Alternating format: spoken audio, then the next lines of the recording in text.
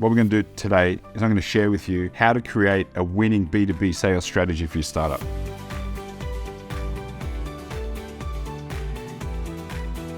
Now, the goal is to unlock your business potential, but most importantly, ensure your survival and validate your idea. Now, one of the biggest challenges that I've experienced and seen founders and other startups do is they set the wrong goal from the outset. So what we're going to do today is we're going to run through a series of steps that I encourage you to go away after this video, sit down and ask yourself these questions. Now, my background in this comes from, in 2015, I entered a startup here in Australia. We sold enterprise software to large government, mining, oil and gas clients to help them with the engineering content. Now, when we entered this marketplace, we were competing against the likes of Autodesk, SAP, big document management systems, project management systems, like multi-million dollar companies. We were a startup out of Queensland, Australia. We had a team of 20. People weren't even trying to solve this problem. So we had to educate the market first, then figure out what our competitive advantage was against these large companies that had so many features. We just could not compete on features. Once we figured that out, we were able to steal market share, create market share, close multi-million dollar clients in a very reasonable time frame, gather data, and then set ourselves up for the foundations to scale into other countries. And that's really what I'm going to share with you today, that process we went through and my reflection upon that.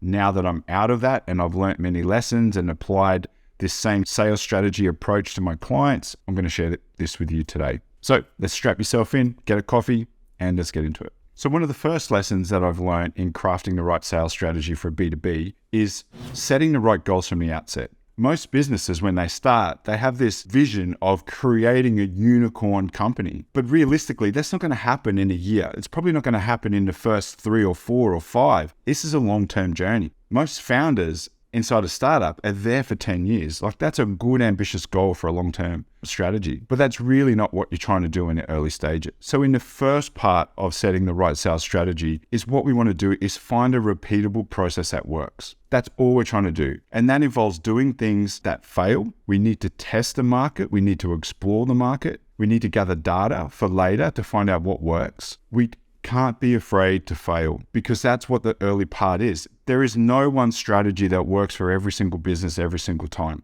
Every market is different. Your buyers are different. There are external pressures in those markets that affect their ability to buy or increase their need to buy. Just have a look as an example back before COVID. If you sold masks in hospitals, you probably had an okay business. But as soon as COVID hit, there was a global shortage of masks. And I would imagine those businesses that produce those masks had the most unbelievable profit years from COVID until now, though it's starting to peter out. There's market conditions that will affect different markets. And our goal is to try to find them and capitalize them to sell your startup into there to help them achieve certain goals and challenges that exist within their business. So the first part is we want to set the right strategy, and that is to test and find a repeatable process. Now, when I started in this startup many years ago, we had about 10 different markets that we could enter. As I mentioned before, oil and gas, water, electricity, healthcare, transport. There are all these different businesses that we could enter. But what we needed to do was test, find out who was receptive and things like that. Now, before we could do that and start approaching, we needed to be honest with ourselves. We needed to understand exactly where our business is. There's a bit of a founder's dilemma here is when a founder talks to investors or is presenting their business to the market to try and get investment or trying to get people to come and work for them, they kind of have to bump up the startup a little bit to make it seem more attractive than what it is. We need to project the sense of, hey, we're on a growth trajectory here, or we're really solving a real problem. And you may look at your business like it's maybe 1 or 2 years ahead of actually where it is. It actually doesn't help you in creating a sales strategy. We need to understand exactly what our weaknesses are today and what our strengths are, what our competitors' strengths or weaknesses are, so we can actually formulate a strategy that works now, not 2 years down the track, because we'll never get to 2 years down the track if we can't find one that works today. We need to be honest with ourselves. Firstly, you need to ask yourself, what are our strengths and what are our weaknesses? Now, with startups, it's basically the same weaknesses. One, we have a lack of features, we have a lack of clients, we don't have a very big team, the market doesn't know we exist. Now, our strengths are basically all the same as well. The founder's subject matter expertise. They know the problem intimately, approaching the problem from a different perspective. We deliver different outcomes, things like that. So they're all the same. Now, what we need to do is figure out how to turn our weaknesses into strengths and where our strengths are and how to position them that are different to our competitors. The larger competitors have more referenceable clients, more features, more testimonials, better known in the market, stronger marketing teams. So we need to figure out what our advantage is and then zero in on that and test it. So in my journey, when we started with this engineering drawing management company, there's no way in the world that we could compete with just Autodesk as an example. They're a multi-billion-dollar company embedded in every engineering business around the world, thousands and thousands and thousands, if not tens of thousands of clients. Their feature set is used to build massive buildings and do massive projects.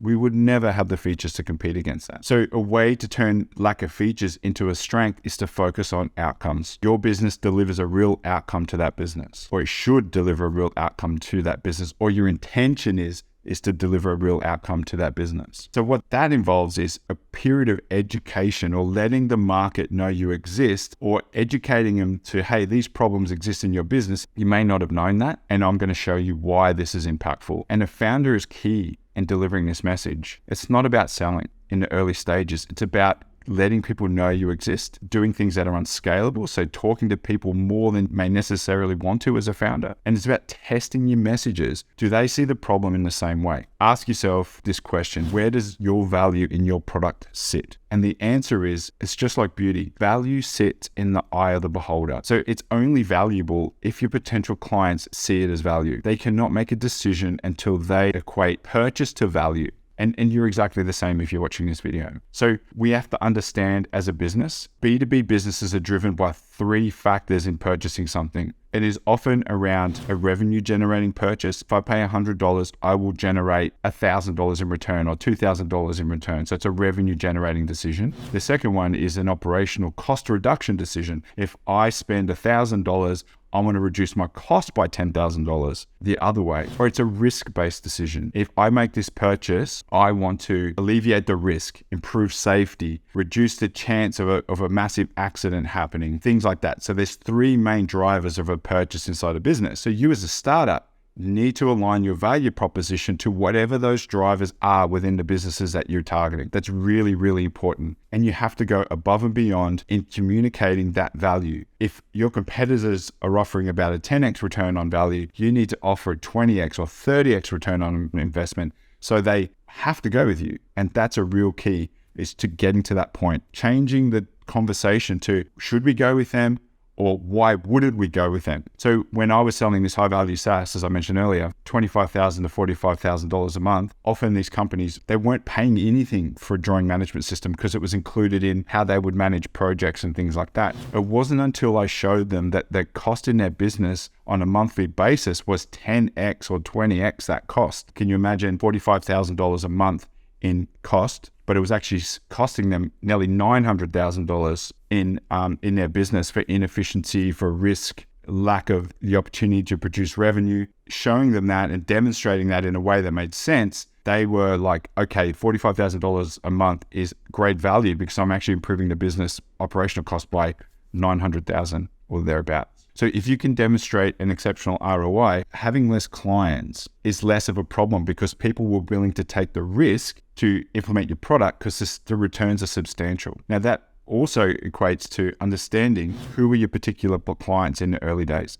Now, if you look at the technology adoption curve, the first 2.5% are innovators, and then you've got your early adopters. Now, those people, arguably, you will not sell to. They will buy you. The goal is to get your message out, what your value proposition is, how you're changing the market, how you're improving the problem, your expertise as a founder. And then as you're talking to 100 people, as an example, you're going around talking to them, letting them know what you're doing, what you're different.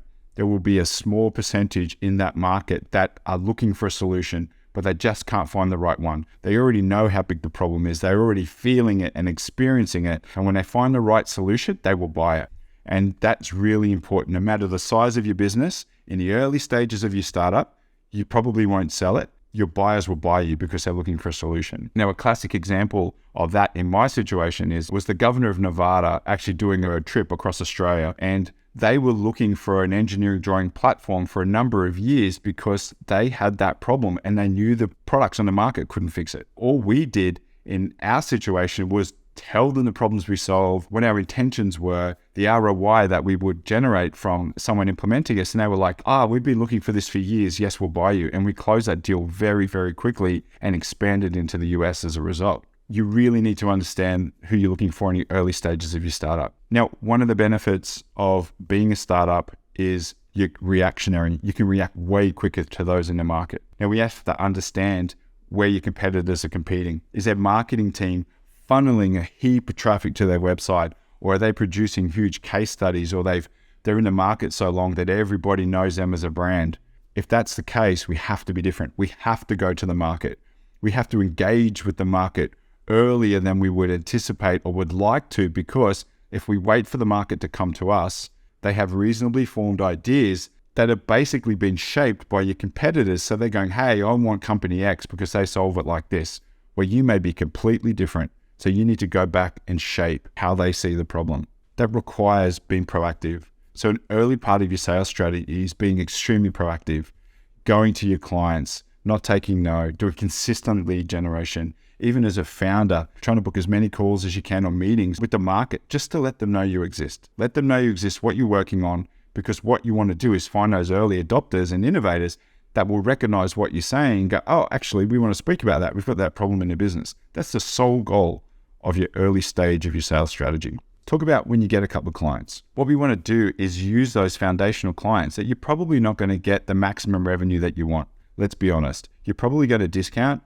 or I'll give them a trial for an extended period of time because you just want people using your platform. But what we want to do is gather as much information you can from them, like referenceable data, calculators to measure their current state, so you can demonstrate the outcomes to the other clients that you're going to speak to tomorrow. Now, I've actually got a book called Startup Sales Secrets that talks about crafting a winning sales strategy for startups. It's based off 3 core principles that is really an extension of what we're speaking about today.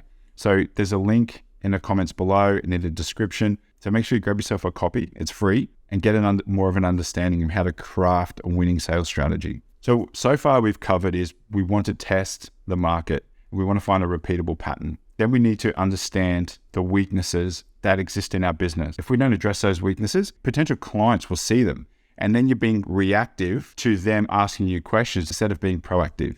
We are far better off being proactive and addressing those weaknesses so we can control the message and have a better chance of controlling the outcome. We also want to understand what our strengths are. Our strengths are, as a founder, you have subject matter expertise. You may be more technical than sales orientated, but don't try to sell. Get out there and communicate your message, communicate your value proposition, your intention with the platform, with the startup. And those early innovators and early adopters, they will let you know that they have that problem. So with one of my clients recently, we know they're in the early stages. They haven't got any paying clients yet. So what we've done is we've done a massive lead generation campaign. We know the results are going to be low. What's happening is people are identifying, saying, oh yeah, I actually have that problem. Speaking to them again, yeah, we're solving it now. These are the problems we have. We're an existing company and we're interested in what you're doing because you're a subject matter expert and we're going on that journey. The reality is there's not many of them. 2.5% out of every 100, maybe 1%, 1 out of every 100 companies you speak to. It's really a consistent lead generation effort to get that going, to find those people and speak to them. Now, we also need to understand the strengths or weaknesses of our competition, because if we don't plan for that, we can inadvertently steer ourselves into a roadblock where we can't go or we can't compete. We think we have a value proposition, but they go, hey, actually company X has this. Why wouldn't I just go with them? They have more clients. They have a better reputation. I think I'll just go with them instead of you. Why take the chance on you? So then what we want to do is figure out our messaging and educate the market on the problems and test that with as many customers as we can and work towards demonstrating a substantial ROI, more than 10x, around 20x plus more, and then putting that into our communication to test, fail quickly if it doesn't work, iterate our message. Then we also want to tie it into the drivers of a business. Are they revenue generating business, or are they looking to reduce operational costs, or are they looking to reduce risks in their business with your potential platform? If you can hit all 3 of those drivers, that's how you value stack in B2B. They'll get 3 times the benefit because you're showing them how that will happen. Now, if you do all that right, you'll start finding companies that will want to talk to you more. They'll want to try your platform. But as a founder, as a small business, you can pivot quickly. You can over-service them because you have the ability. You don't have as many clients. That's another strength, and go from there. Then another video will be, how do we scale that? How do we start growing and adding people into the team? So I hope you found that valuable. It's about doing things that are unscalable in the beginning and testing and finding the right process. If you have any questions, you can book a time down below in my calendar. I can give you some pointers on sales strategy. And please like this video if you found it valuable, and come back by hitting the subscribe button because I release regular content. Thanks a lot, and see you next time.